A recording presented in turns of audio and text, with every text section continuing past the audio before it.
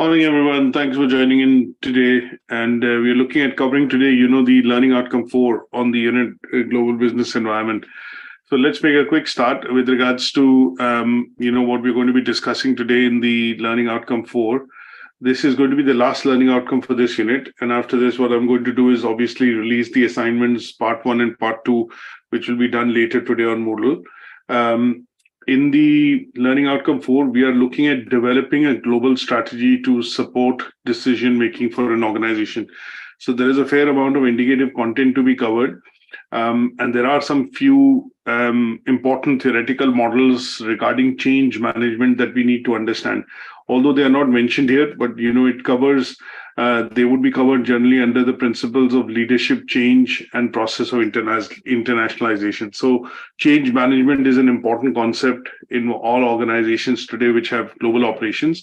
And we need to look at two of the specific models for change management, which is Kurt Levin's three-step change model and Kotter's 8-step change model. So I've created a few slides in the presentation, and also handouts I've uploaded onto the Moodle, along with a few articles and journals related for additional study for the indicative content today.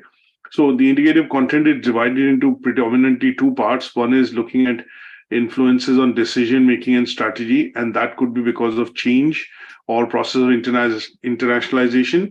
And this could also be affected in terms of why decision making or strategic decision making is required, or change of strategy is sometimes required when we have companies facing barriers in international trade.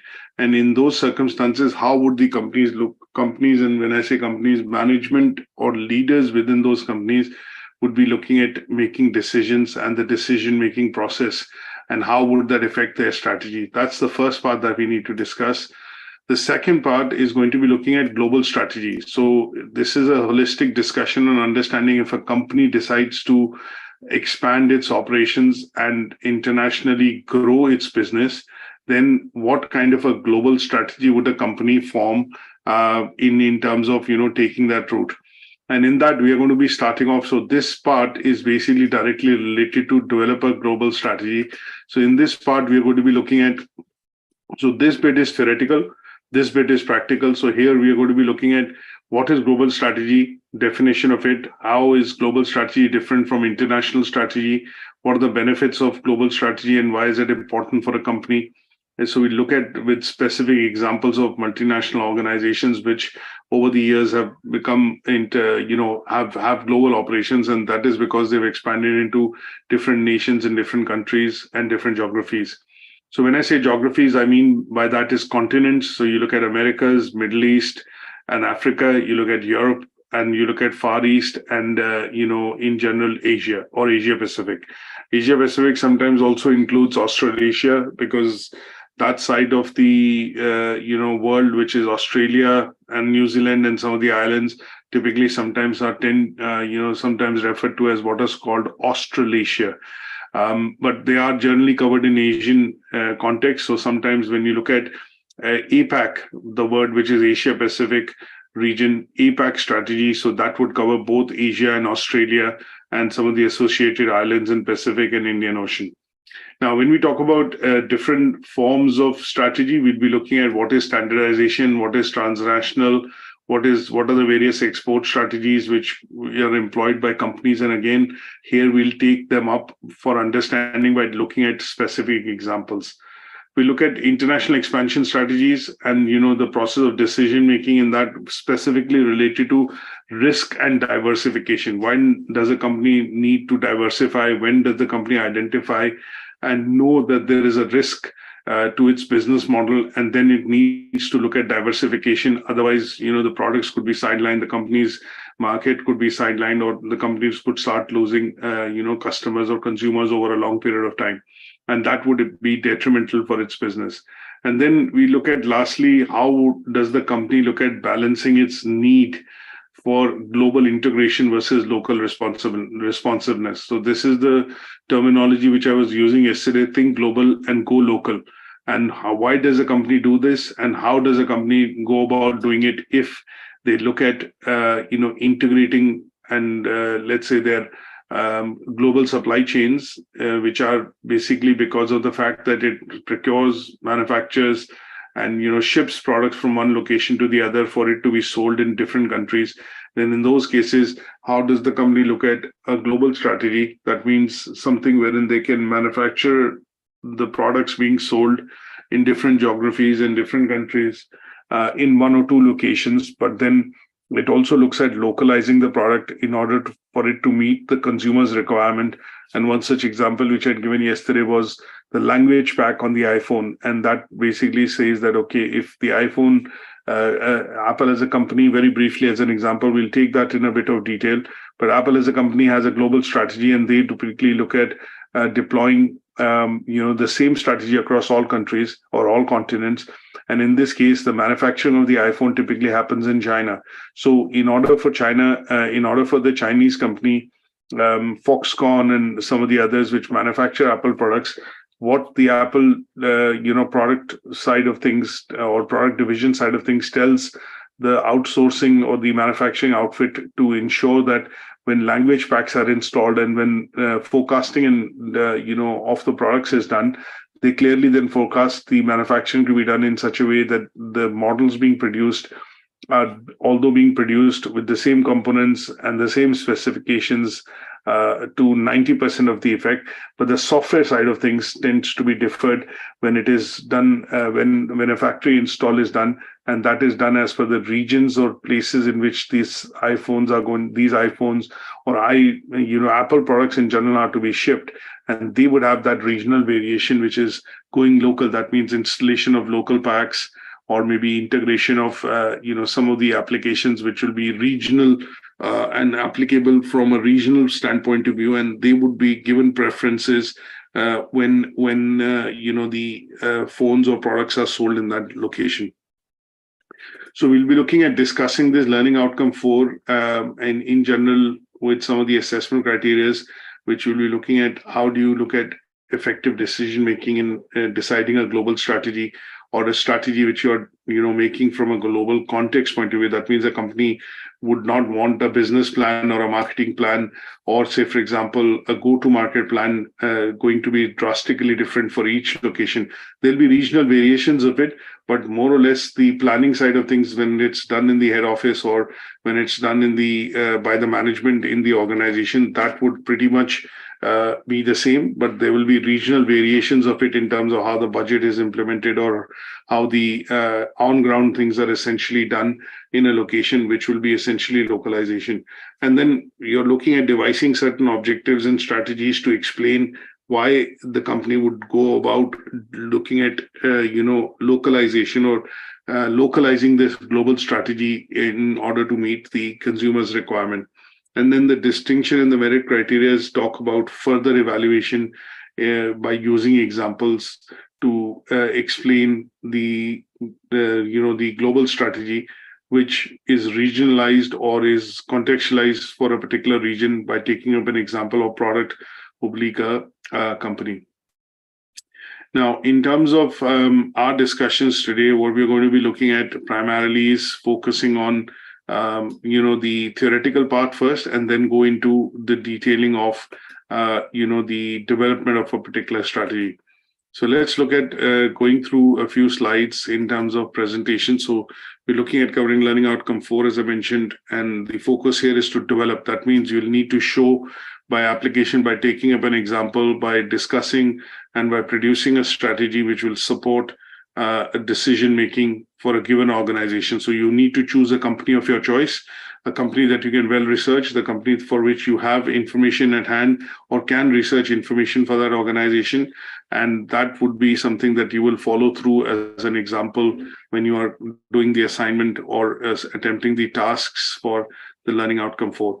This is the indicative content, as I've explained briefly, in terms of what we're going to be looking at covering. Let's start off with some key terminology, and that key terminology looks at, breaking down effectively the, learning outcome 4 itself. So when we talk about, if I just break this into 2 slides to make it slightly much more visible. So when we talk about, in general, global strategy, what we are looking at is when we look at talking about global strategy, we are looking at, first of all, understanding what is global strategy. So if I have to ask this question, say, what is global strategy, in a nutshell, you would basically be looking at saying that it's about designing a business plan which helps the organization to expand into international markets. And when we talk about this particular aspect of why the company needs to expand into international markets, here you're looking at talking about things which will help the firm or the business or the organization increase revenue, increase profitability, maybe increase its customer base. It could be things related to meeting the demands, and also because the products that the company sells is getting more traction with consumers, and that is where the demand and the value of the products are being driven. And in a way, this drive and demand then looks at giving the company a compelling reason to expand into international operations, or look at basically expanding. Now, when we look at designing strategies, what we are looking at is managing a specific aspect of international expansion. That is why we use the word global here. So we are not looking at, expanding within, say, for example, you have one store in Manchester, you're looking at expanding to another store or opening another location for the store in Manchester itself. But the moment you think about having, say, you have 10 stores in, say, for example, in the UK, and you look at expanding to Ireland, and you look at expanding to France, or other countries in European region, that would be termed as, an international or an expansion strategy, which will be a global strategy, because at some stage, you'll be looking at different labor laws, you'll be looking at different compliances, different regulations, different countries and rules and regulations from a border perspective. And then the main important point, the consumers in all these three markets would be slightly different. So English speaking, French speaking, Irish, mostly English speaking, but obviously having their own customs and traditions. And that is what the company would need to expand and, adapt to before it looks at expanding its operations in that geography or in that country. So essentially, as a middle manager or as a middle management, person within a company, if you're given the task to be looking at expanding the company's operation into another country, then your main aim would be to look at drawing up a business plan that would help understand the background of why the company wants to expand into that location. So a lot of research would go in. You would understand the demographics, the consumer, and the requirements of the consumer in that country.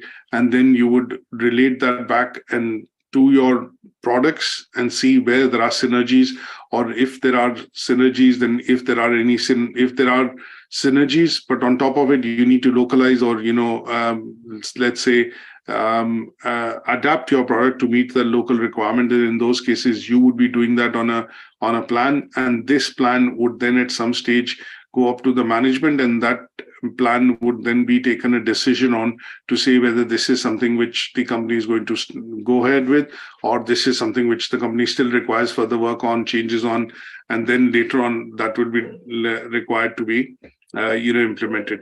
So when we look at a global strategy, what we are looking at essentially is the company's operational aspect of it, covering three different areas.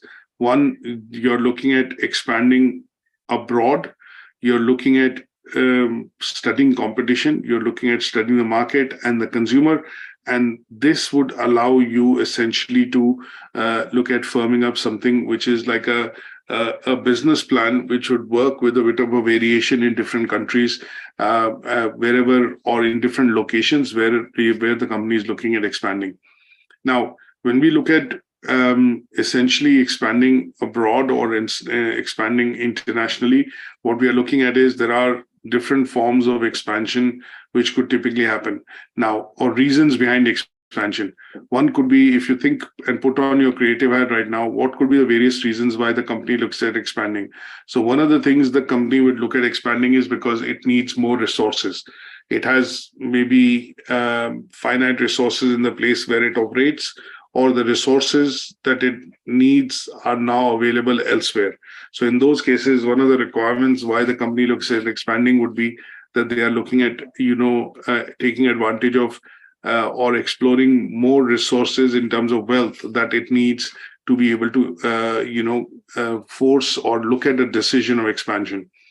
The second would be the company is looking at expanding its capabilities. That means today, if, say, for example, a business which starts off as a small business, and the small business is basically sourcing a lot of products, from different suppliers or manufacturers in China. For example, you start off a business of bicycles and you manufacture these bicycles. But essentially, when you look at, starting your business off in the UK, what you're doing is you're not really manufacturing, you're assembling your bicycles, because what you're doing is you're buying the raw material off Alibaba or, some of the other transactional sites from China, wherein you get, this material, it comes into the UK, and then you organize or basically, let's say assemble it and then sell it to the consumers.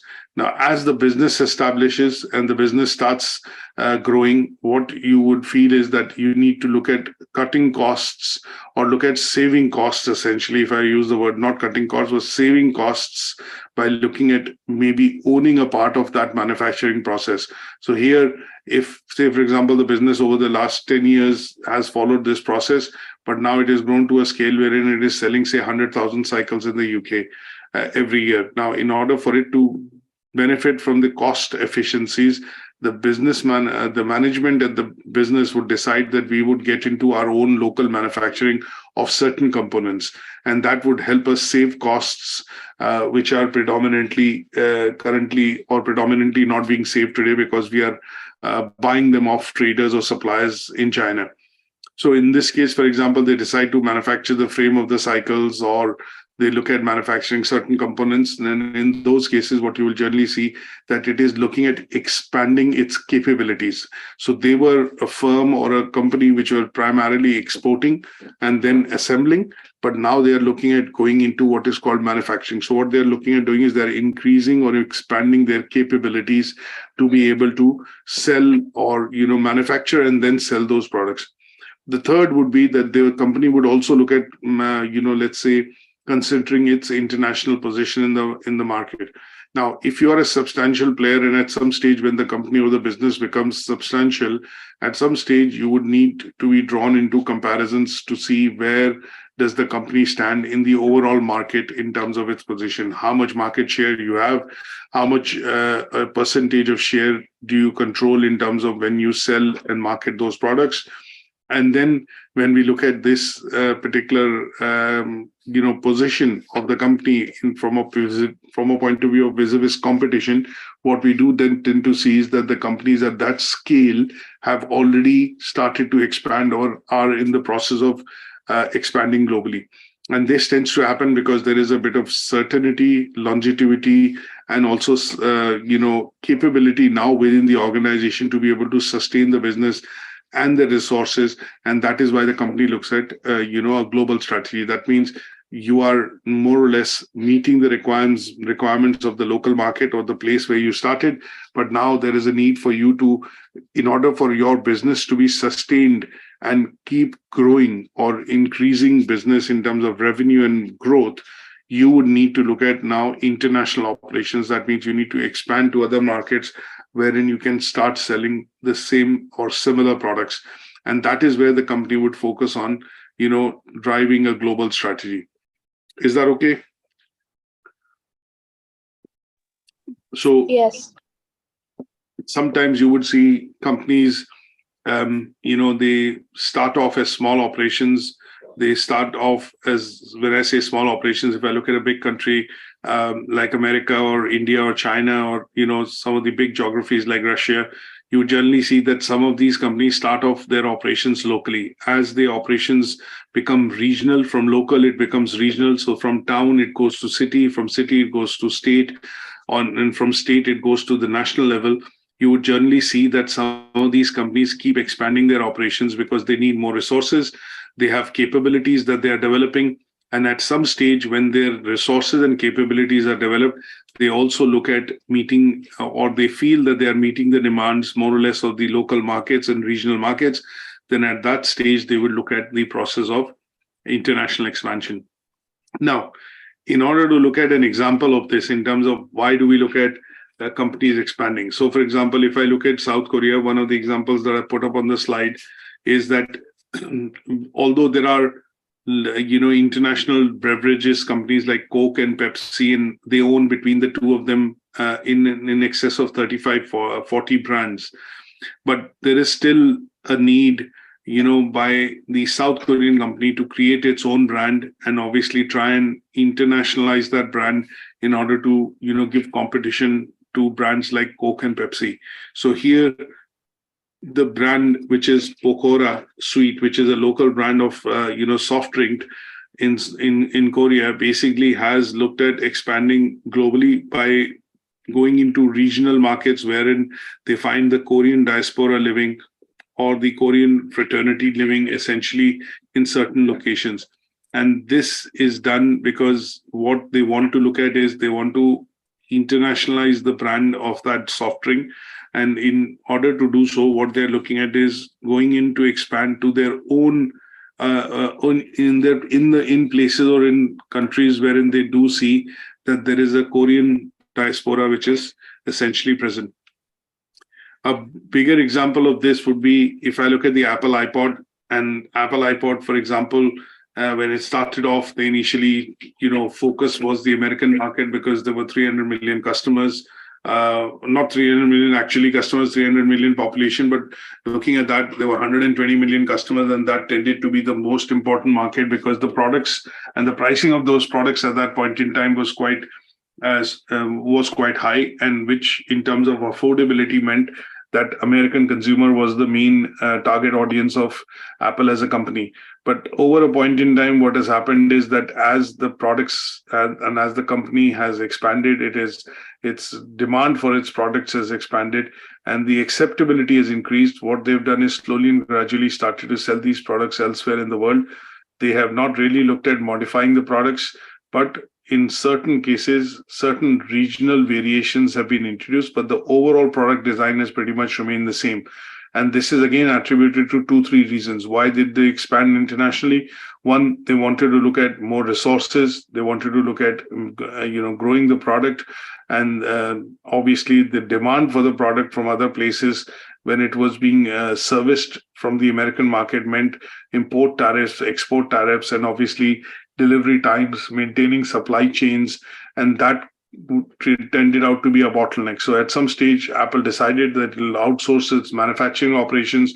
The designing side of things would be done in the head office or the headquarters in Apple in the US, but the manufacturing would be done locally in facilities which would be much more competitive in terms of price, have trained manpower, and then obviously be able to mass produce these products. So it had to streamline its supply chain, do the contractual obligations to be able to ensure that all partners, suppliers are able to provide these goods to manufacturing facilities in Taiwan and China.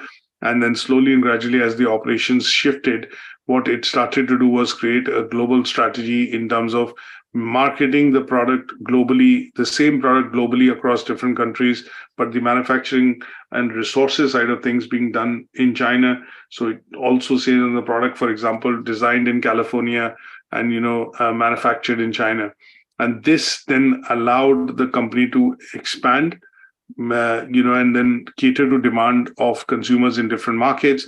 And as a result, it has one single strategy of marketing the products globally, but there are some regional variants or variations of it, which is done in different countries in order to, adapt that global strategy to give it a local, let's say, a flavor. And that is typically done when we look at, the use of, say, for example, that is seen in outlets when marketing campaigns are rolled out or advertisement campaigns are rolled out. And in some cases, even product packaging and, variations in product packaging is done. Or when we look at retailing or retail outlets, and you would see that use of local language, dialect, imagery to attract the local consumer is done. But pretty much the strategy to market the products, price the products, and promote the products remains more or less, similar. So that is where we see global strategy being regionalized or localized for the purposes of driving consumer demand in a particular market. And a simple example of that would be you look at a billboard and an advertisement which Apple does, And in that case, in English-speaking countries or 12 countries, you would generally see that in English. But if I go to France or if I go to Germany, or go to India or other locations like China, you would normally see the adverts in Chinese language or Mandarin or Hindi or French or German. And this variation would be done in order to reach across to consumers and obviously let's say create a link with them. But the strategy of advertising products through billboards remains the same. So it's billboards in Germany, billboards in France, China, India, wherever location they sell, prominent locations, billboard campaign, but the campaign could be regionalized by using local language so that the company is able to get its message across to consumers. Now, and another example of that could be when you look at different markets. So one is we look at from a product point of view, wherein the product remains the same, but the strategy to market that product is adapted regionally or locally to be able to create consumer demand. Now, the other aspect of that could be you look at strategy remaining the same, but the market's changing. So in those cases, for example, which I've taken is an example of a car manufacturer. If you look at America in general, big cars, powerful engines, because the availability and the affordability of these cars is in general accessible by the American public because of the high income levels or per capita income in the US. Now, if the same cars are being sold in European geography, the local requirement is going to be smaller versions of it because of let's say smaller locations or the infrastructure being small, the countries being small.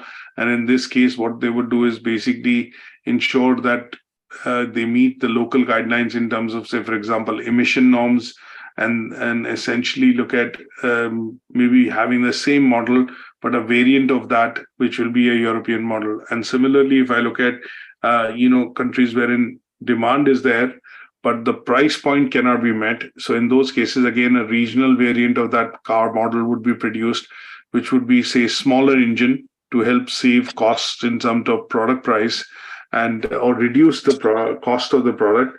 And last but not the least, in those cases, they will be looking at specifically going to countries wherein there is a demand, and these demand for cars is basically looking at slowly and gradually increasing.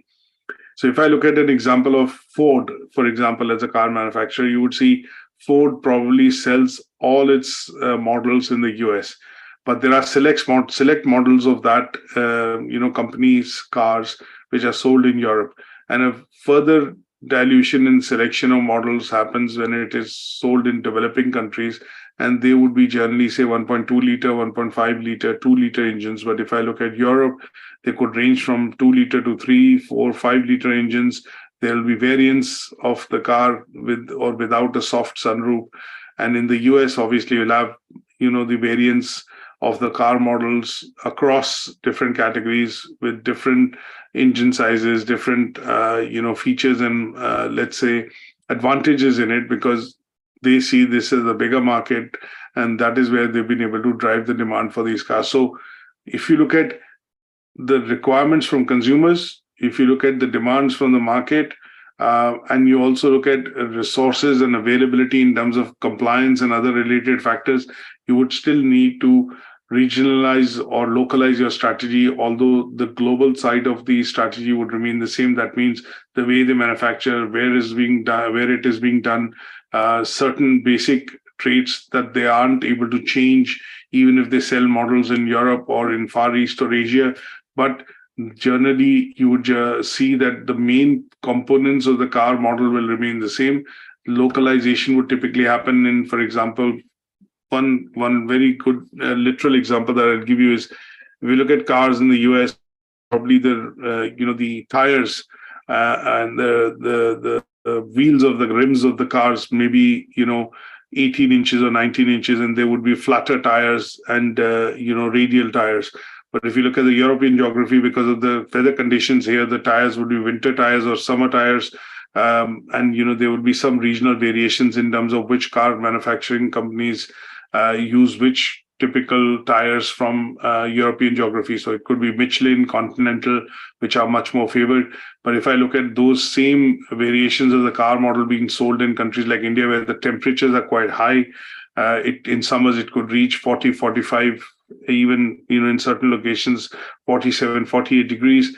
Then in those cases, regional variations would mean smaller rims, narrower tires, and they would be, maybe from the local market like MRF or, some of the other tires, CEAT or things like that, which will be much more suited for the local environment. So in this case, although the car model remains more or less the same, but regional variations are introduced depending on the requirements within the markets. And that would be the company adapting a global strategy to make it work in a local context or make it work in a particular market. Is that okay? Any questions on this? Now, let's look at a quick short video in terms of, understanding why and how these decisions, when companies look at making changes to the global strategy, can be done, and why is it called strategic decision making from a point of view of having a bearing on the making of the global strategy. So let's listen into this particular video, and I'll play that. It's a short video of about 2 minutes. Let's listen into this particular video.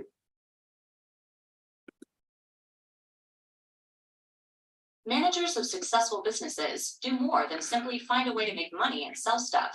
Not only do they handle the day-to-day tasks of selling, they also think of the big picture and make decisions that will get the company to where it wants to go. This is called strategic decision-making, where decisions are made according to a company's goals or mission.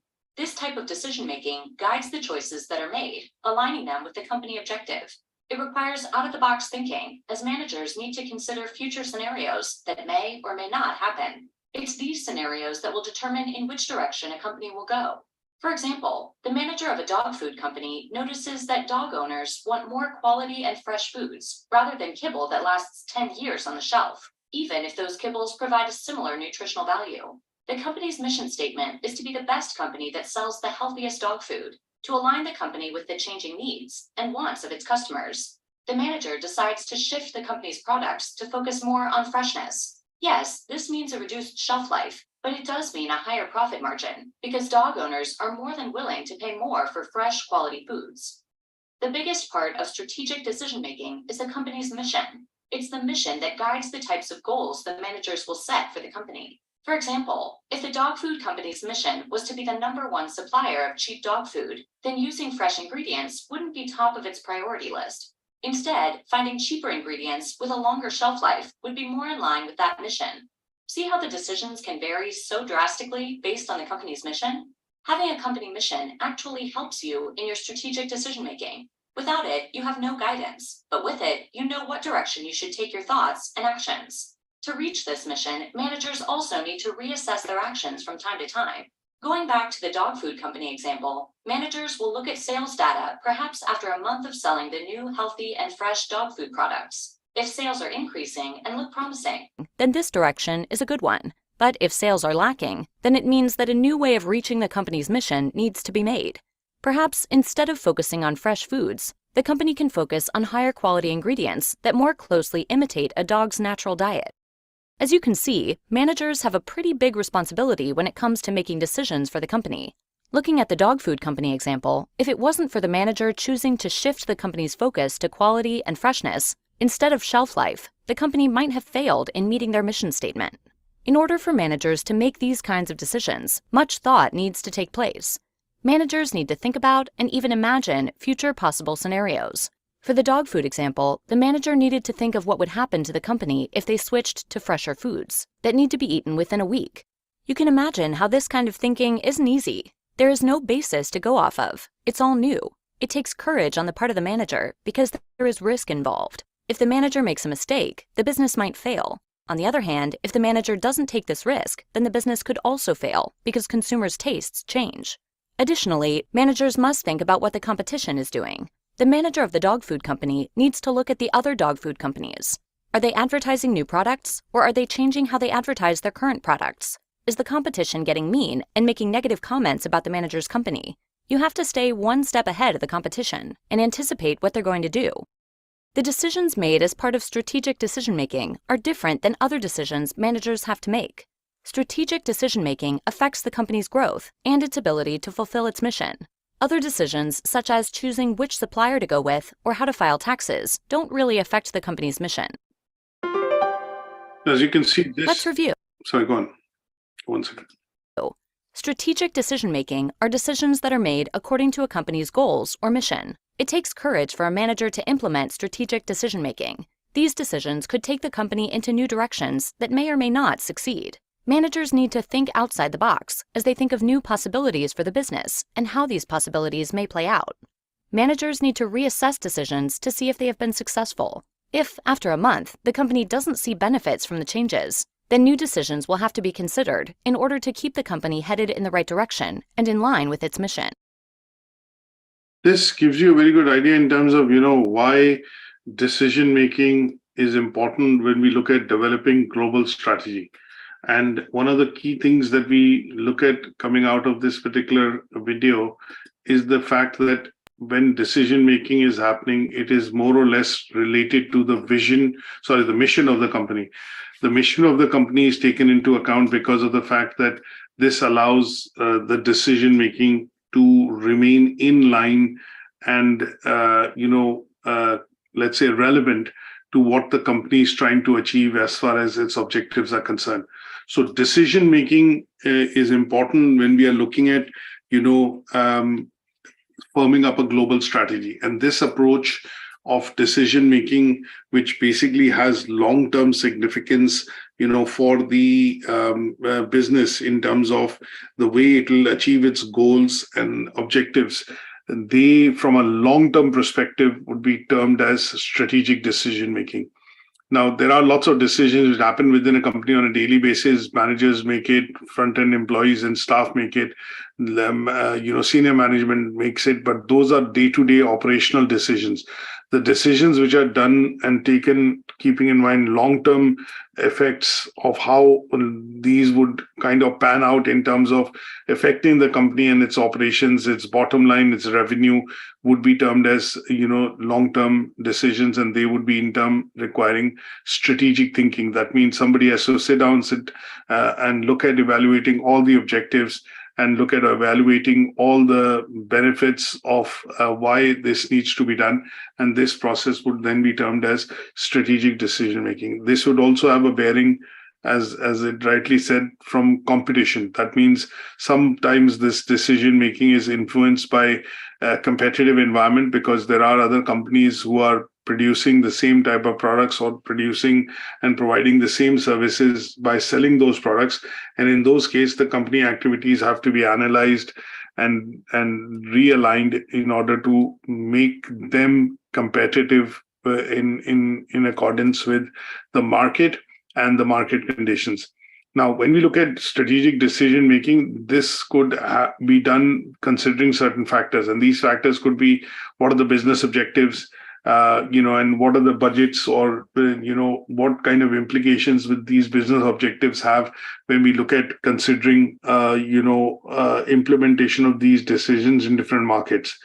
It could have a bearing on organizational structure. That means who makes the decision, at what level it is made, and what authority the person has. So this will be dependent on the organizational structure. And this is something, again, which is one of the relevant factors that we discussed when we talked about, structure, function yesterday, apart from the culture aspect of things. Now, sometimes decisions are taken, and what managers also need to look at is what is the company's appetite to take risk in terms of whether this risk can be successful, whether the decision making, as it was explained in the case of the dog food company, providing fresh food which has a shorter shelf life than something which has a longer shelf life and lower revenues or lower value, is a decision which is prone to risk because this has not been tried before, and also there is no substantial data available for implementing this kind of decision in the market. So there is obviously, basically risk in terms of what would be the level of risk is also considered. And then when we look at researching, when we introduce new options, We also need to look at availability and reliability of previous data or data which is available from research, and how that data can be put to good use in order for that decision making which is being done to back up that, back it up with data, so that the decision making which is being done is realistic. It is something which is going to work. And then last but not the least, it also, helps the company achieve its goals and objectives. And the last thing that we look at is when we talk about competition and when we look at change and when we look at external environment. One of the things in the video which was mentioned was things like submitting into doing the accounts, or looking at some of the factors which are totally internal to the organization might not have a bearing on what decision making essentially revolves around within an organization.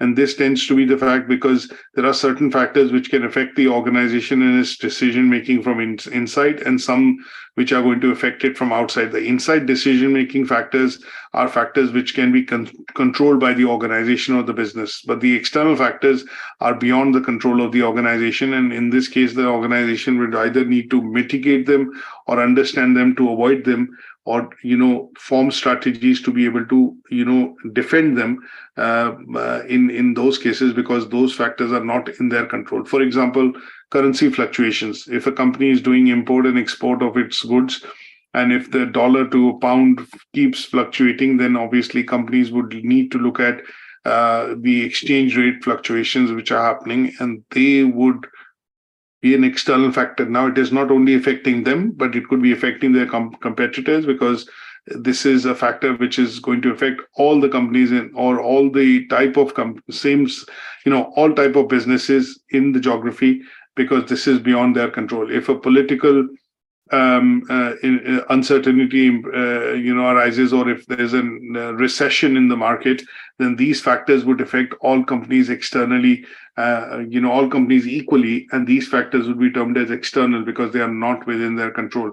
And these are factors related to what is called the external environment, and they could be changing because of various reasons, which could be change in consumer demand, it could be social unrest, it could be economic reasons, it could be political mandate, things like that. And that is where decision making becomes important. And that is where, when I say decision making becomes important, if these factors are going to be long-term affecting the company and its operations, then it will be strategic decisions which will have to be made.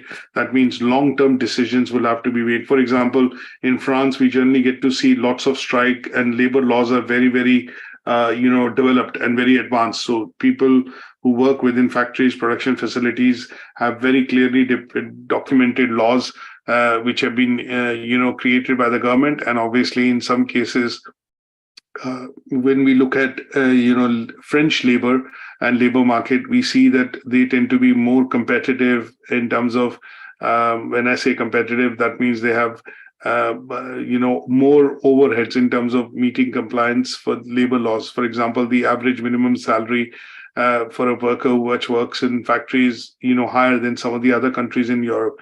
So here, if a company decides that it's going to outsource its operations because of strike, labor laws, minimum requirements on wages, and other facilities which French companies have to look at, they would look at strategic decision making in terms of, say, for example, creating outsourcing or expanding to overseas geographies to be able to manufacture, wherein they have trained manpower, cheaper labor, and lesser stringent labor laws available, which allows the company to prosper and obviously, adapt to these changes more so, because it is able to minimize its operating costs, save costs in terms of operations or manufacturing, and then realize the benefits of still having a facility or a manufacturing facility outside their home country. But that would basically be a decision which will be done on the basis of past data records, how the company is fared, how the market has been, how volatile the market has been. And then at some stage, the management would decide that, okay, having a factory or outsourcing the manufacturing of certain types of components in a factory outside would be much more beneficial. Now, this gives you a bit of an idea in terms of how do we look at discussing the global strategy and, why strategic decision making is required when a company looks at, internationally expanding its operation or globally looking at expanding its operations.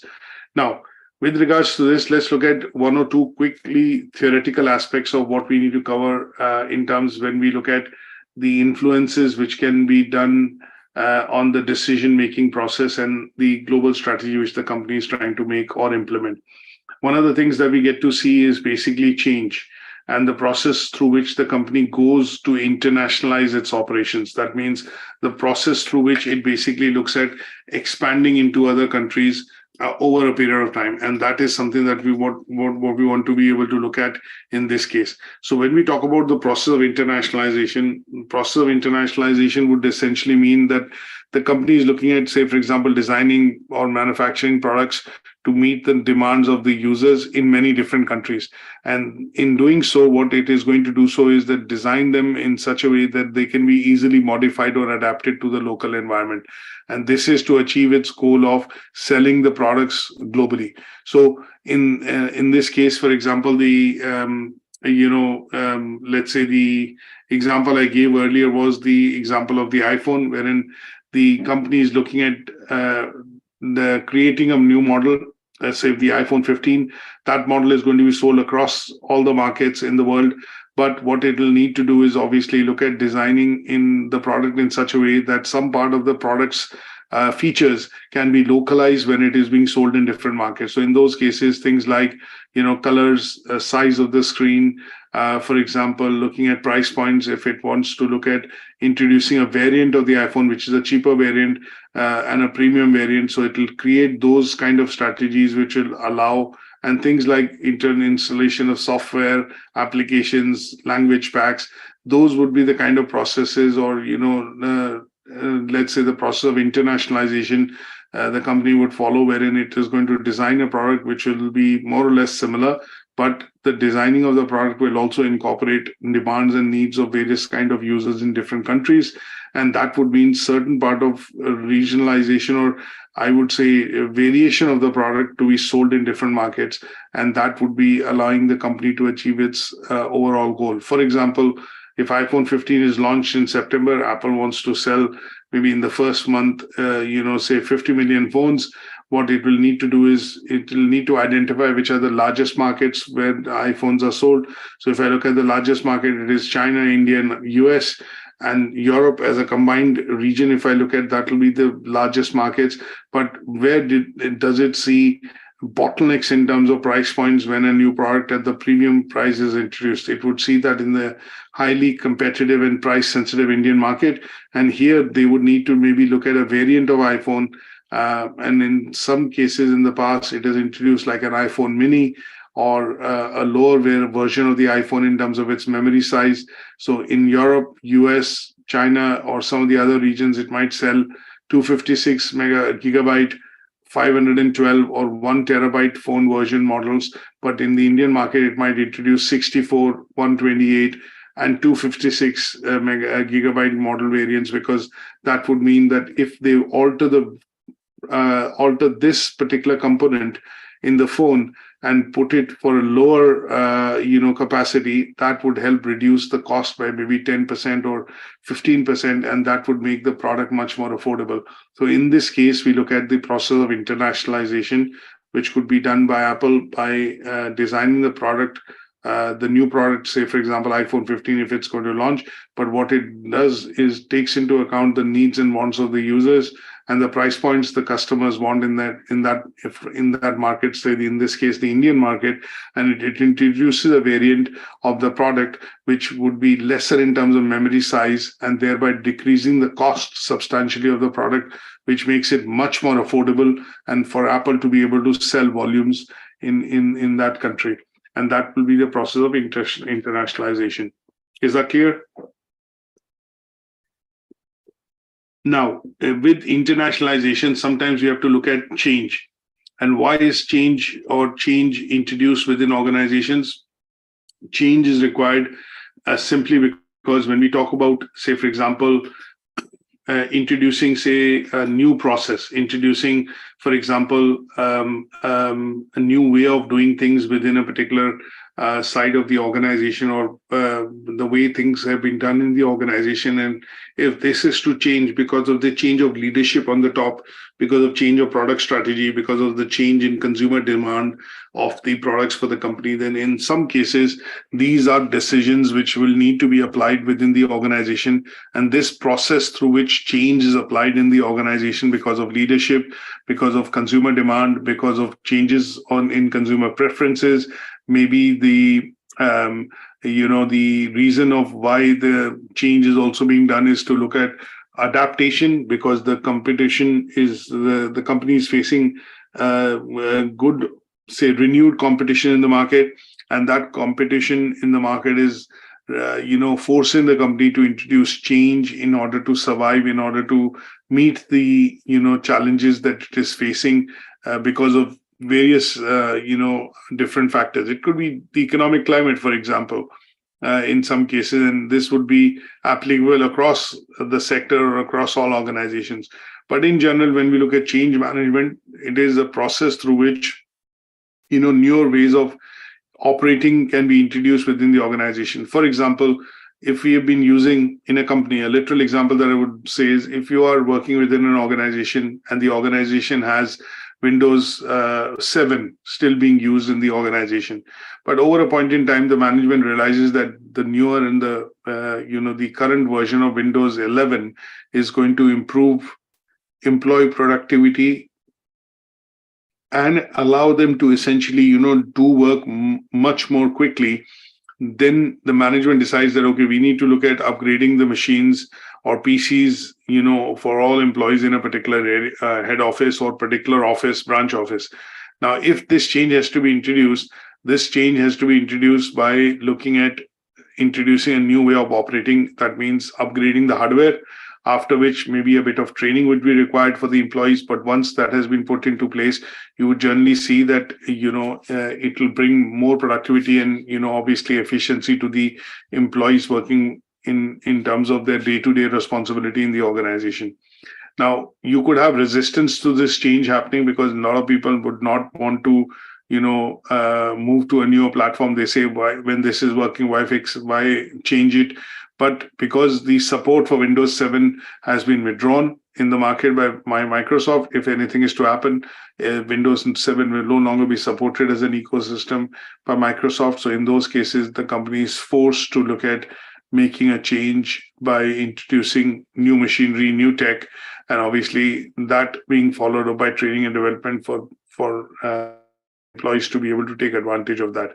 Now, this process of introduction of new PCs or new platform of PCs, in the sense new Windows platform being introduced, is going to be a process of change. This is change would need to be managed, and transitioning will need to be put into place for this change to happen successfully. And this process through which the company goes through in order to look at various reasons, it could be improving efficiency, improving productivity, improving, say, output, if it's happening in a manufacturing or a engineering, setup, improving production, for example, turnaround times in terms of customer service, if it's in a service industry. All these changes would be because the company is looking at adapting or, let's say, reducing time or improving quality or services to the customer. And this will all be classed under what is called change management. Now, there are two important change management models that we need to understand theoretically. I have mentioned these two as Kotter's 8-step model and Kurt Lewin's model of change management. Now, there are a few slides that I've introduced here, but very briefly, I'm not going to go into a lot of detail. There are handouts that are available on Moodle for you to be able to read these theoretical, two frameworks, which are quite important, and you should know when a word or a terminology like change management is mentioned. These two models should clearly prop up in your minds to say, okay, when I look at introducing change, either I will follow the Kotter's model of 8-step change management, or I will look at the Kurt Lewin's model of 3-step, which is freezing unfreezing change and refreezing, which will mean this is how change could be introduced within the organization.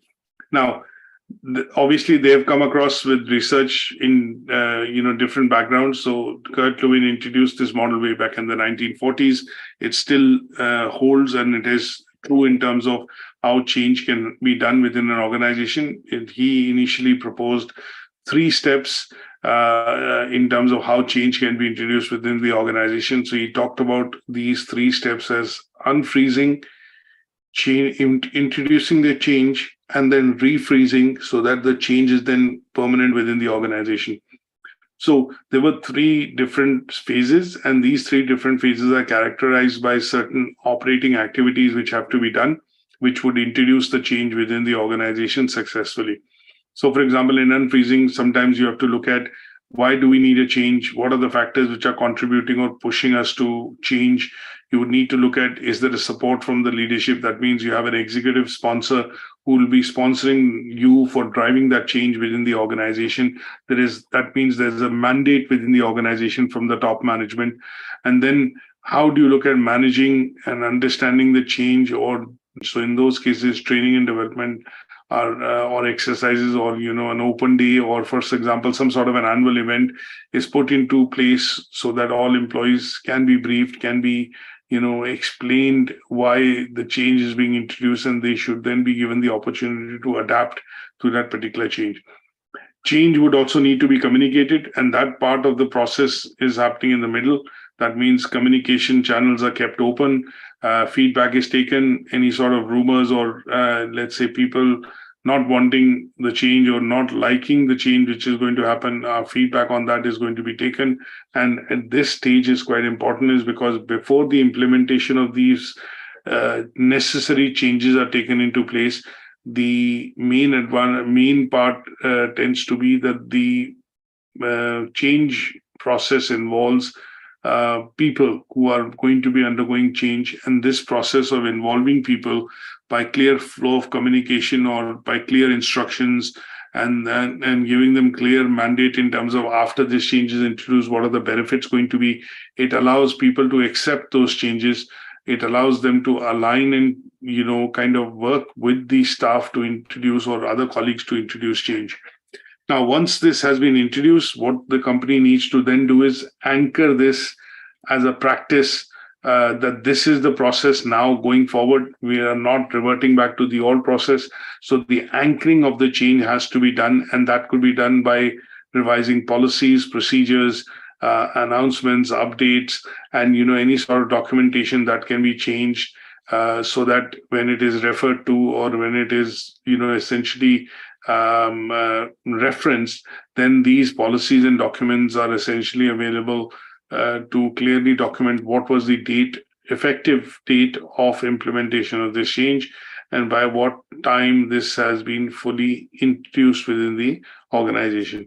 Now, in some cases, it is, if we do find that there are people who are being a bit stubborn and not accepting the change, or not able to do so because they have little or relevant knowledge, then in those cases, the company introduces training and development programs, and these are designed to support the individuals to tide over that change and the process of change which is happening within the organization. Now, I've created a few slides on this, but what I would want to do is, say, for example, give you and discuss the actual model by using an example of, say, Nissan Motor Company. Now, we know that obviously this company, has global operations, and obviously as a company, it faced in the past, when we have Carlos Ghosn, who was the previous CEO of the organization, and he basically mitigated the process of mergers between various divisions of the company, including the Japanese division, Nissan Motors, and then brought across this transformation of moving the company from nearly bankruptcy to making it a very successful, profitable automaker in Europe, which sells products or its car models in many countries in Asia, even in Japan and in the US. Now, this process of change, which is primarily looking at the process of change, when I say, is this change, which is the company at the verge of bankruptcy to company realizing that its market share, it is losing market share, it's losing customers, its products are not relevant, and the product models have not changed and kept in line with the requirements of the consumer demand in the market, and the competition has stepped in and occupied or taken some of the positioning of these models. So competition were Suzuki, Hyundai Motors, Astra, which is owned by Ford, and some of these markets in which they operated, they felt that local variants or other types of car models have taken hold, and this has meant that the company is now losing revenue and is at the verge of bankruptcy. So this process of how he looked at in making changes by looking at discussing brass tacks at the ground level in terms of why the company needs to look at making these changes, why the company needs to look at mergers with certain divisions, why some of the products need to be now refreshed, and then in general talking to the staff for understanding their attitude, behavior, and appetite for that change. He introduced this change in 3 phases. And that is where first identified the problem, then later on went on to, discussing how this change would be done.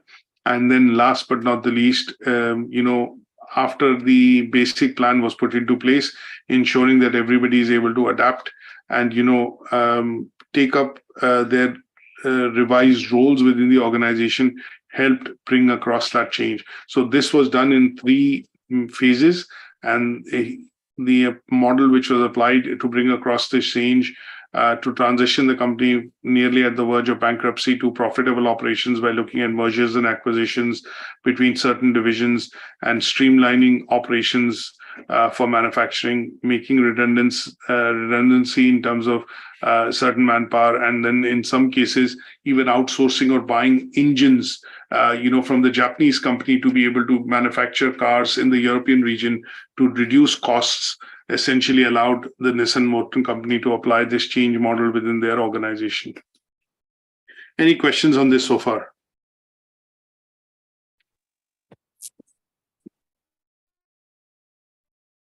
Any questions? Okay. No, sir. Okay, no worries. Now let's look at the example of the second model, which is the Cotter's 8-step model. Now, John Cotter, obviously, he's the one who's attributed for introducing this model of change, and he developed this model of change and proposed this after his research on 100 organizations in terms of understanding why the organizations need to undergo a process of change and how does this change actually happen within an organization. So these 8 steps that he classified, were steps 1 to 8, talking about things like urgency for change. How do we look at building a team which will actually drive this change within the organization? How do we look at building a vision to ensure that every time change as a process needs to be introduced, there is acceptability to that change process within the organization, and it relates to the adapting vision of the organization from time to time to remain relevant and current within the market. How this change then can be communicated to create a buy-in, with employees, partners, suppliers within the organization. How do we look at empowering the employees to, embrace that change so that they are, happily asking to, let me put it this way, rephrase, they're happily accepting the change which is happening because they have the power to be able to, adapt to basically before they embrace that change. We look at the change process being introduced as, in smaller parts. So this change process, he suggested, should be done as, not in the, sometimes it can be implemented across the organization, but sometimes it has to start from various departments in smaller phases. And once each of these phases becomes successful and we see a unit adopting this change and working with it and then becoming comfortable, then the process could be expanded to the other parts of the organization.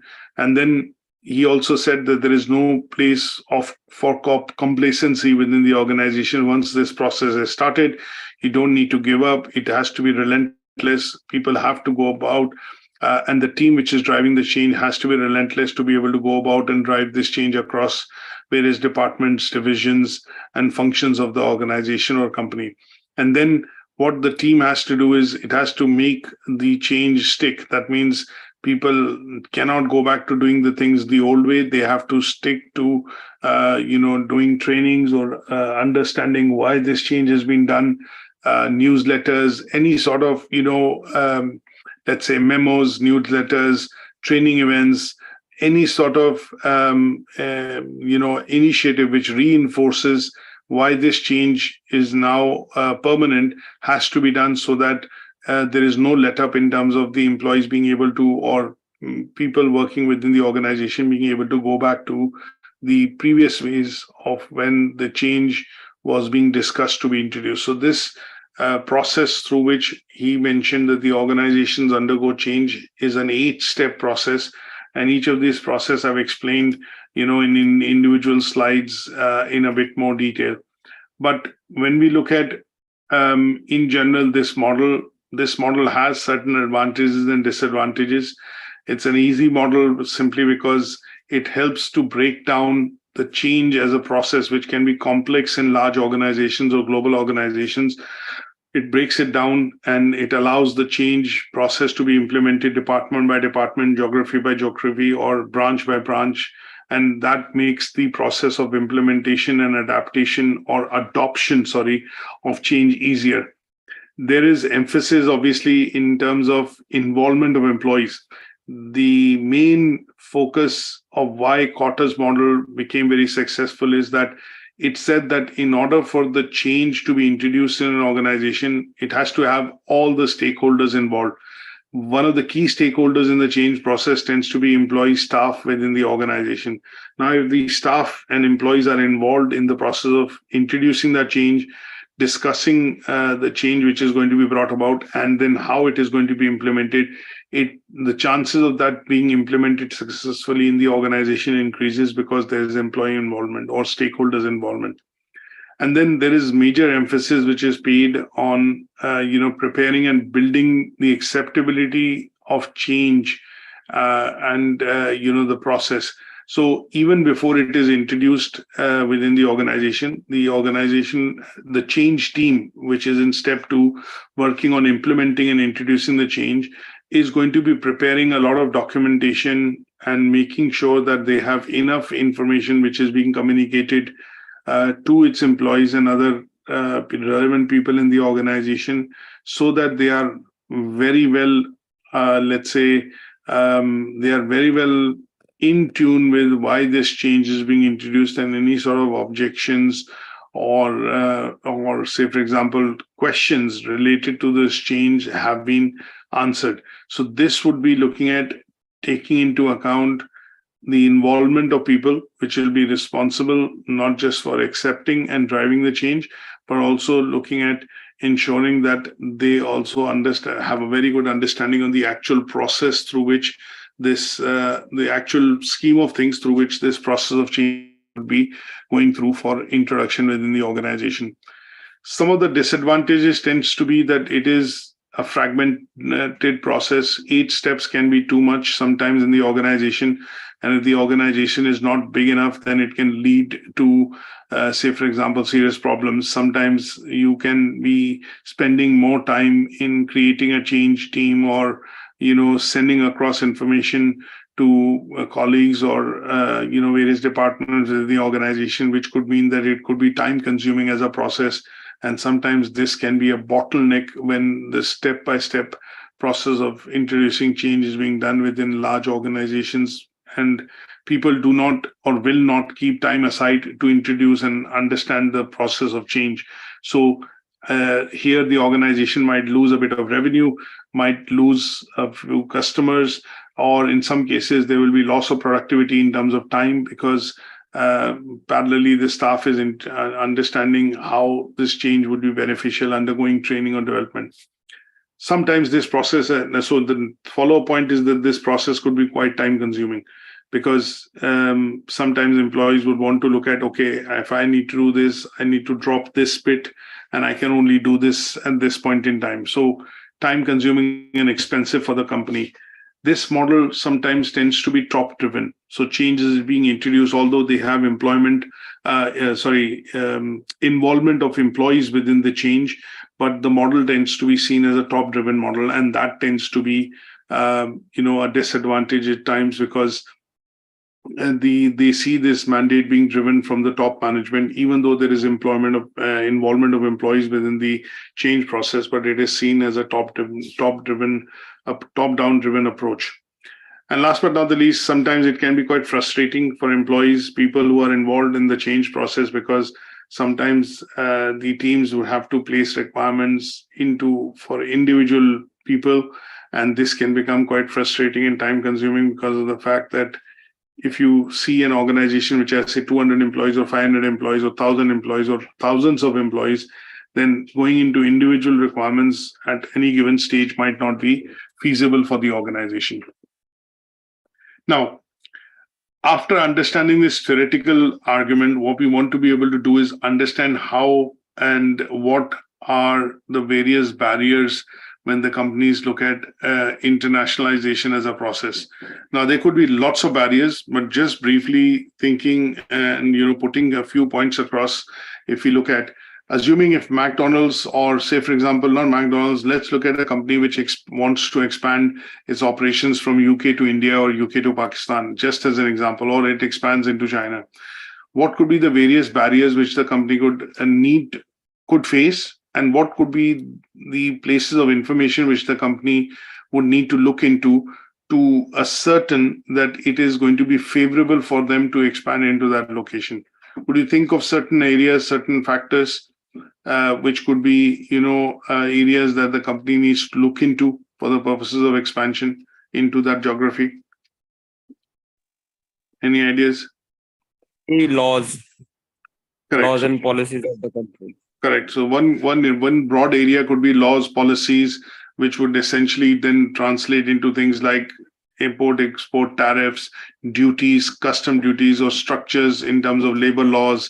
So that could be one. Any other areas that you can think of? The infrastructure, electricity, water grid, rail, transportation. Correct. So those could be, so infrastructure could be a big point, because if the company is looking at expanding into another country or geography, then they would need to look at whether it has the infrastructure to be able to sell its products, move its products, store its products, and what impediments or bottlenecks if infrastructure in that country is not developed, things like telecom, roadways, railways, and this kind of things are not developed, then how would it face let's say challenges? They would need to be looked at. In terms of taxation and laws related to taxation would need to be looked at. They would also need to, most importantly, if you think of why does the company look at expanding into a market? The reason of why they want to expand into the market is because they want to increase their revenue. They want to look at increasing their customer base. And in those cases, one of the things which they will need to do is regularly understand how much research or what kind of research they would need to do in order to understand the market. And say, for example, the preferences of consumers, the needs and wants of the consumers, and what kind of product and services would they be able to place within that market from a point of view of, looking at selling those into the market itself. So things like product price, place decisions, you're looking at supply chain, which will be a part of your infrastructure. You look at market diversification, which is competition in general, that you look at what could be the local competition that the company could face when they introduce products. Would they need to get into joint ventures and partnerships in order to, survive in that market or be more competitive in the market in the long run? And things like government policies and laws that you mentioned, sometimes companies have to do and build relations with governments and do a lot of lobbying. For example, Tesla is trying to, lobby with the Indian government. Before Indian government wants Tesla to introduce manufacturing and sell cars in the country, but Elon Musk is lobbying with the government first to ensure that they should be allowed for the first 3 years to manufacture these cars outside and just bring them as imported models, even if it means paying higher duty, but that would allow it to test the market. But the Indian government is lobbying with the company reversely to say, no, we will be liberalizing laws and we'll be facilitating the company to be able to set up operations and provide conducive conditions rather than, you importing cars from outside, which are being manufactured in the US or in China. So they are looking at saying that, no, you do the manufacturing locally and you ensure we will provide you conducive, policies for you to be able to start manufacturing from day one within the market. So these are bits that will have to be considered, and they could be potential barriers for the proper processes of, internationalization or international expansion for a company. Now, finances could be one such reason. Sometimes companies look at, having subsidiaries and investment in certain countries. So is foreign direct investment, FDIs, allowed to what level and percentage is that allowed? And then in some cases, companies also look at an exit strategy or an entry strategy. Suppose if things do not work and things, go pear-shaped, then in those cases, companies sometimes have to look at coming out of the operations by, closing the operations down. And in some cases, I would put it this way, in the case of now internationalization, all companies which expand into a particular market also look at going into details of this component of exit strategy as well. And I'll give you a simple example. In the 1980s, in the Indian market, Peugeot entered along with Suzuki, but over the period of 2 or 3 years, it realized that the market is not ready. It is quite price sensitive. Some of the models that it had introduced in the market were way outside the affordability of the Indian consumer, and it decided to withdraw from the market. So it exited the Indian market in 1980. I think introduced themselves in the market in 1984, but they exited the market in 1987 by selling its subsidiary, facility, manufacturing, whatever it is. And it exited the market because they didn't feel the Indian consumer market was ready for the price points and the type of cars and models it was trying to sell. But now they've entered the market again a couple of years back, and now they've been quite successful. They've introduced models like Duster, Renault, and some of the other French brands which have entered the market are doing quite well because they now have product strategies or price points which are much more conducive to the Indian consumer. So these are various barriers which companies would need to look at considering when they talk about globalization or the process of internationalization. That means they are going into other countries for the purposes of selling a product which has been designed from a home country perspective or their homeland perspective, but they are selling variants of those products in other markets to achieve maybe revenue goal, increase of customer base, market share, profitability, things like that.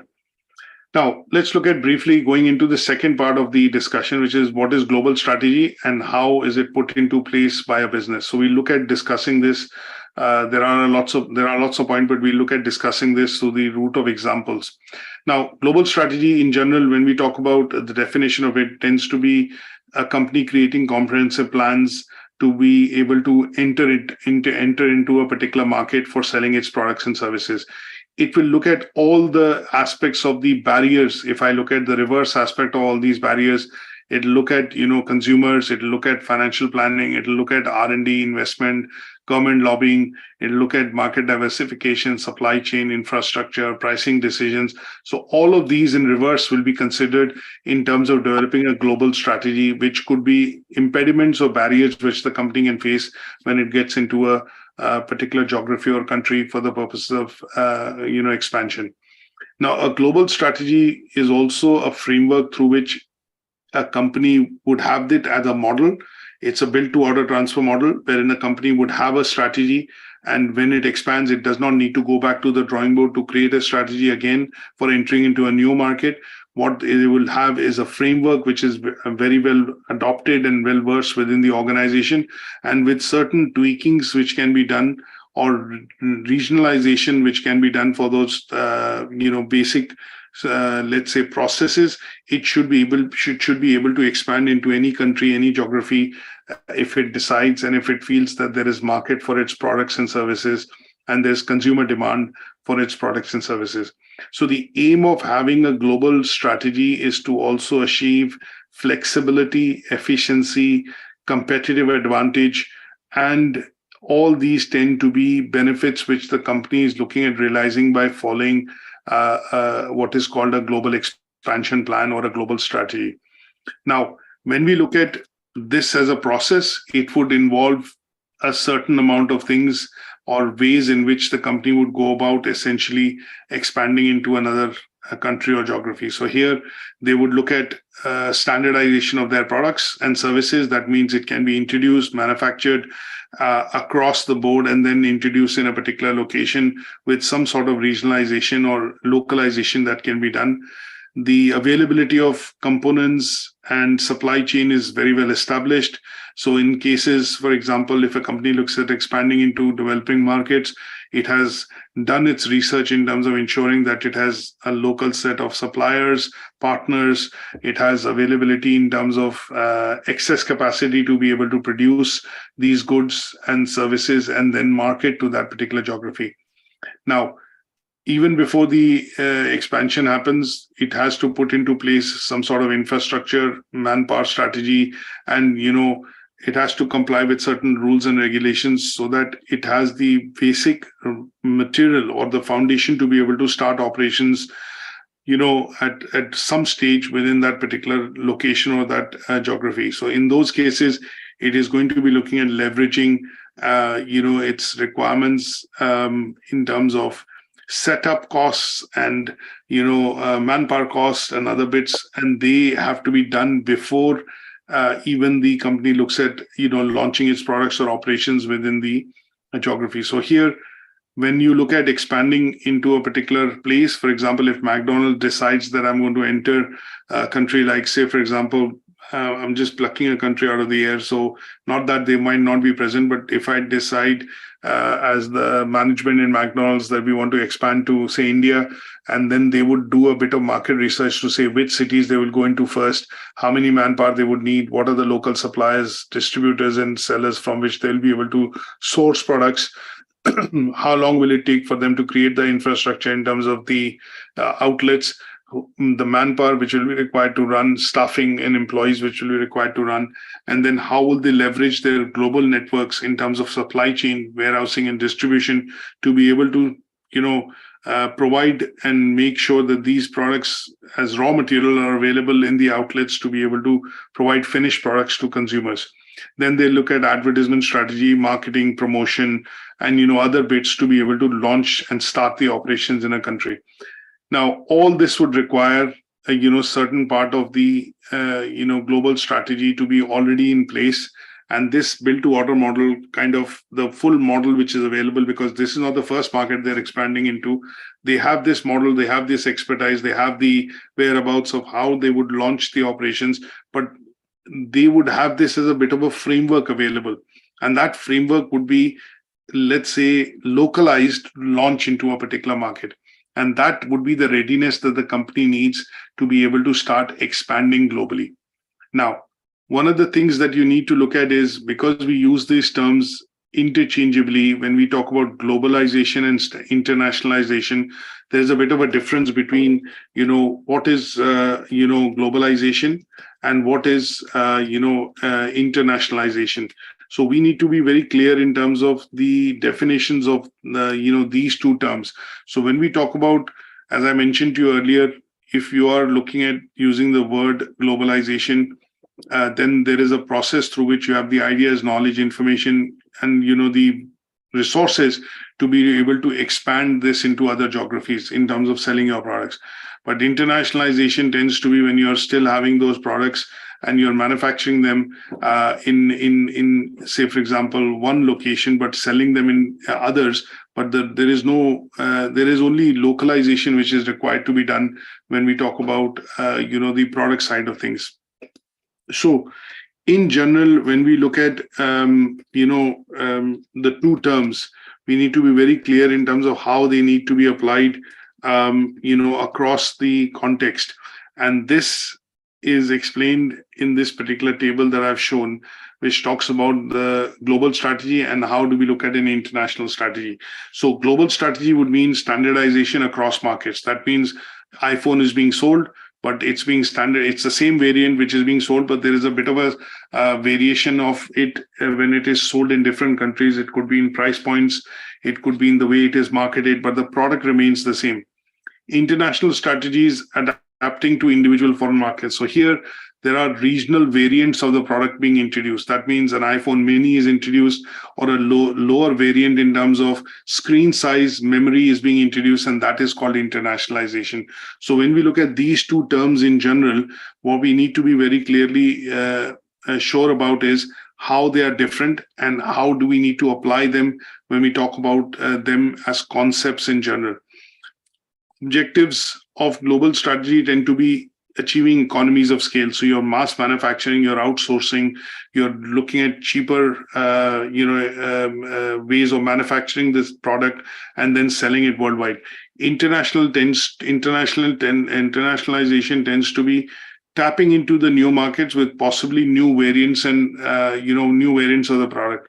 So here, if I look at Pepsi and Coke, assuming Pepsi and Coke as they are fierce competitors, but when they introduce products in various markets for the purposes of internationalization, they might not introduce all the brands in that market, or in some cases, they would have different supporting brands which are fighting the main brand. So, for example, Coke would introduce Sprite, look at Iron Brew, or look at Bar as a product which will compete and encompass Pepsi's main product, which is Pepsi, Pepsi Max.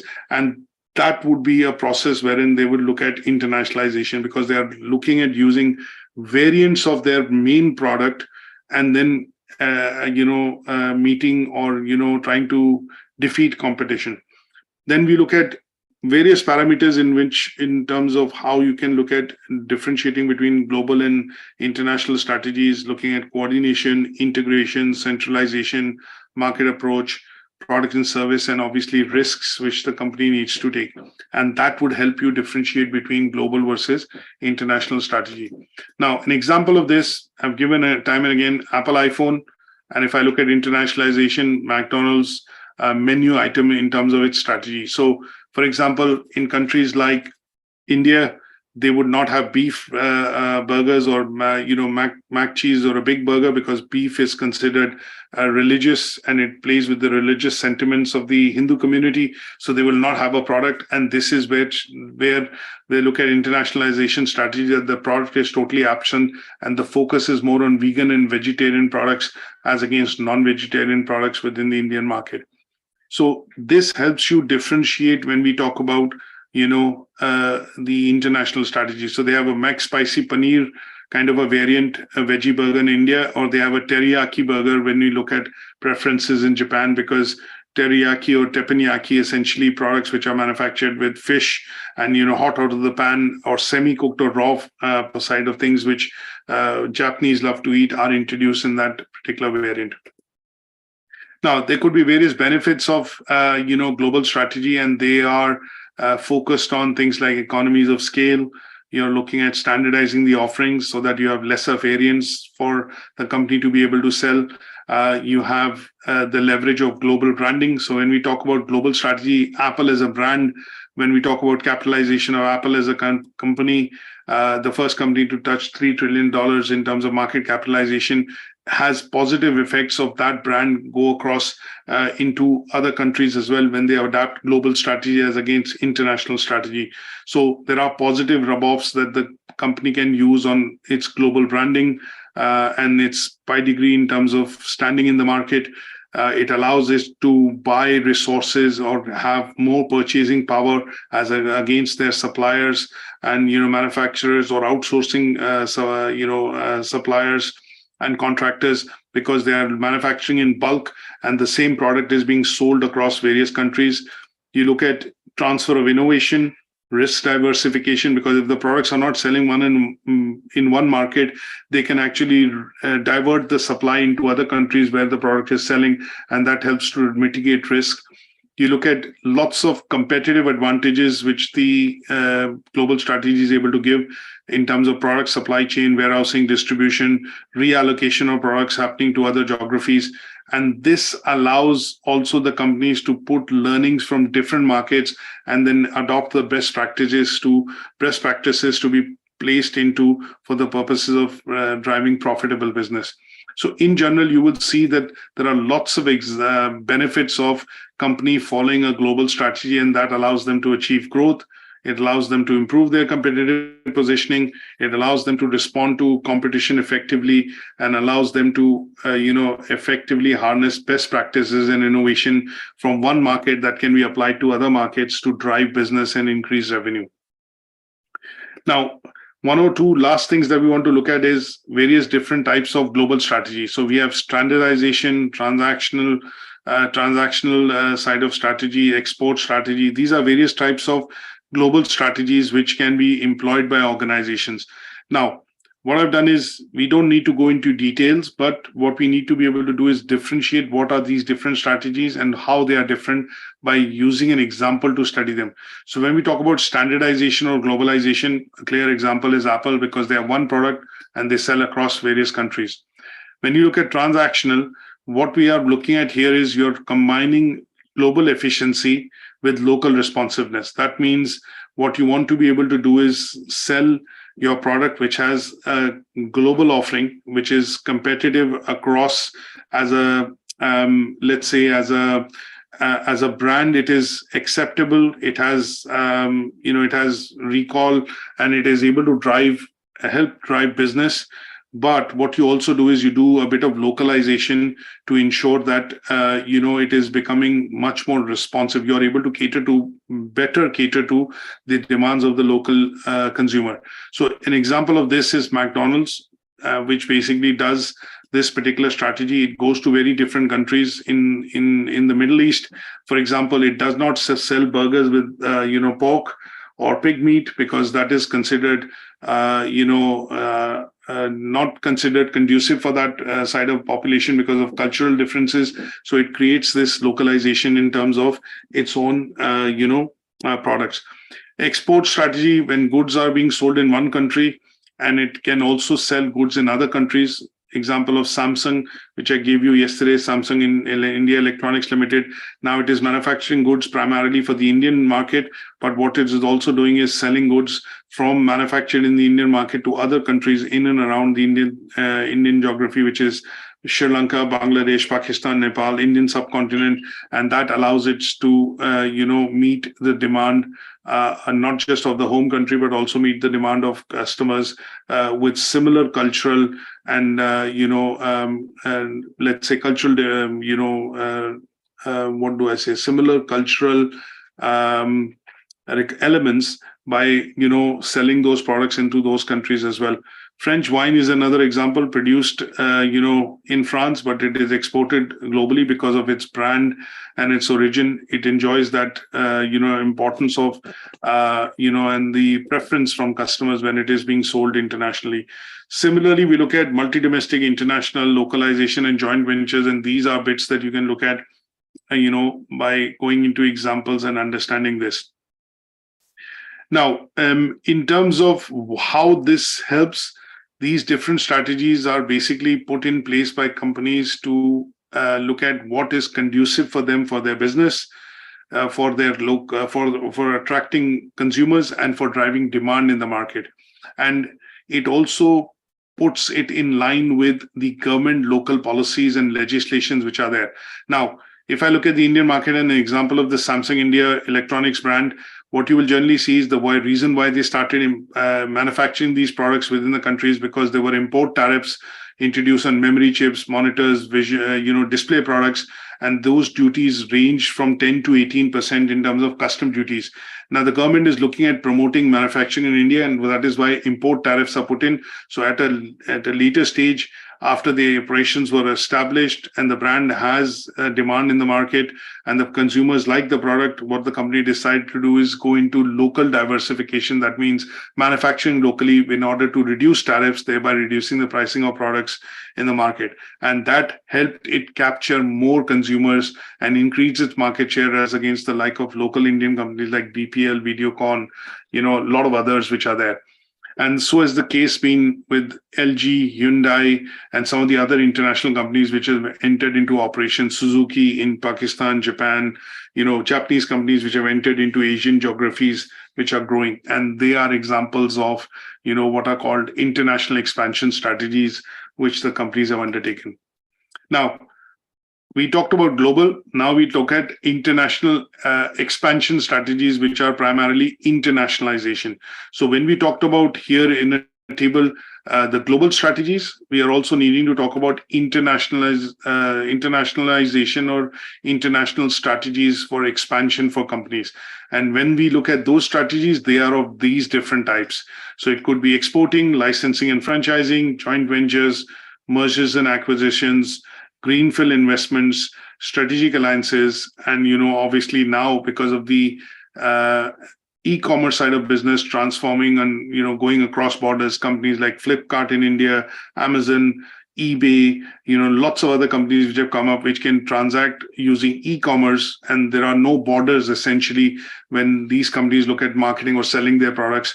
Then in those cases, e-commerce as a model can also be seen as the process of helping in the process of internationalization or international expansion. Now, when they consider this as a process, your company is looking at risk assessment, diversification. They are looking at flexibility, and the reason why they're looking at doing is that because they can essentially move products across different geographies. The products are similar in some cases. In order to mitigate risks, they would sell those products in regional markets, and that would avoid the inventory and warehousing type of challenges, supply chain side of challenges to be mitigated when we look at internationalization. So here, if Samsung, for example, manufactures printers in India, it is able to sell that same product across in other geographies without having to change very many things in it. The only thing that it changes would be subshipping a different, say, a user manual, and also changing the drivers or the CD in the regional language it is required. And then the same product can be shipped with a bit of change in packaging and branding in other countries. And that would help in diversification and obviously, mitigating risks, which could be because of high inventory. Now, there are various aspects of why global strategy versus internationalization is considered and why this is required by companies to be undertaken. So at some stage, companies employ both, but in some cases, companies at some stage, either decide to take and follow a global strategy or go into what is called an internationalization strategy. Now, if I look at companies like Airtel or mobile operators within any country, they have followed internationalization strategy as against global strategy because the networks that they have to establish or the infrastructure that is required to run the telecom side of things cannot be globalized, or there are changes, regulations which are stringent, which do not allow it to be globalized. So in those cases, you would generally see the companies which are looking at, say, for example, China Telecom, or if you look at Airtel, which has expanded into Africa and even neighboring countries like Bangladesh, they have found conducive models, government regulatory, compliances to be liberalized and conducive. And that is where they've been able to get into those countries to start offering these services. And apart from that, it is a balancing act which the companies need to follow in order to look at following, various strategies for expansion into a particular geography. Now, in order to develop a strategy, a global strategy and support this with an example, what I've done is I have put in a number of case studies for you to go and read on the website, on the Moodle. And that is what I would suggest that you need to look at in terms of reading so that you are able to, then choose an appropriate company and then go about, maybe doing the tasks in the assignment when we come to discussing it next week. So my suggestion would be, in order to top up to what we've discussed today with regards to our discussion on Learning Outcome 4, if you briefly look at Moodle, these are the various bits that I would suggest that you need to go in and read. So one is, these are some of the articles: Leadership and Business Innovation, article on internationalization and leadership, management of internationalization within an organization. What is the relationship between leadership and knowledge management when companies look at internationalization? Then there are 10, and obviously some change models and how the digital ecosystem is driving innovation across the retail market in particular, which is internationalization through e-commerce. So I've provided a number of articles that you need to go and read, and then look at a balancing act of how you would look at choosing an organization to be able to develop a global strategy when it comes to discussing assignment, because here you would need an organization and you would need the understanding of some of the concepts that I've discussed today in the lecture, and then look at addressing those tasks in the assignment. Is that okay? Yeah. Any questions on today's session? No, sir. Okay, good stuff. So a bit of reading that you guys will have to do in regards to Learning Outcome 4, and then we will catch up next week to discuss the assignments. I will be uploading the assignment briefs later today so that you at least have access to it, and then we'll be looking at discussing it next week on Saturday. Okay, until then, thank you.